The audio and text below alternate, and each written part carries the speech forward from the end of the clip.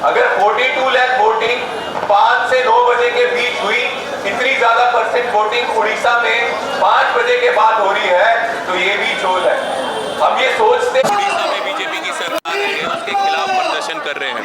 ये बीजेपी वाले उड़ीसा में सरकार बनाई थी कि यहाँ के युवाओं को रोजगार देंगे, महिलाओं को सुरक्षा देंगे, और यहाँ पे रोजगार नहीं मिल रहा। अगर कोई नौकरी निकल भी रही है, जैसे पुलिस इंस्पेक्टर की नौकरी निकली, वहाँ भी बीजेपी वालों ने धांधली की, घोटाला करने की कोशिश की, और दूसरी तरफ महिलाएं सुरक्षित नहीं है। इसका मतलब ना तो इन भारत के उड़ीसा के बेरोजगार युवाओं का वोट चाहिए, ना महिलाओं का। इसलिए उनके लिए काम नहीं कर रहे, क्योंकि नरेंद्र मोदी और बीजेपी के जो यहाँ के मुख्यमंत्री उड़ीसा के हैं, वो जानते हैं वोट चोरी करके ही हम सरकार फिर से बना लेंगे। अभी सर स्ट्रैटेजी क्या रहेगा कांग्रेस की तरफ से सर? वोट चोरी इनकी रोकेंगे।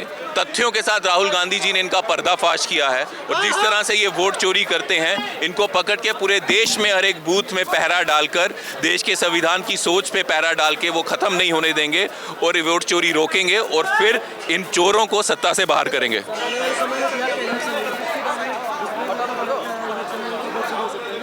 वोट चोरी करने की पूरी कोशिश कर रहे हैं। एसआईआर पूरा प्रोसेस जो है वो लीगली वोट चोरी करने का है। देखो, जिस तरह से इलेक्शन कमिश्नर जो है, इन्होंने पिछले बैकडोर एंट्री से करवाया।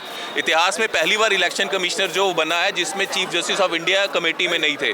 तो ये जिस तरह से प्रोसेस किया है, बैकडोर एंट्री से बनाया, इसी तरह से बैकडोर एंट्री से ये इलेक्शन कमिश्नर जो है बीजेपी की मदद कर रहा है वोट चोरी करने में। लेकिन हम पूरा पहरा दे रहे हैं और इनको वोट चोरी नहीं करने देंगे।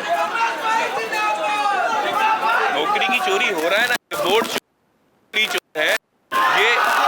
इनफैक्ट ये जो कॉन्स्टिट्यूशन है, संविधान चोर है। ये नौकरी चोरी क्यों कर रहे हैं? क्या इनको फिक्र नहीं है कि अगर भारत का युवा बेरोजगार रहेगा तो इनको वोट नहीं डालेगा?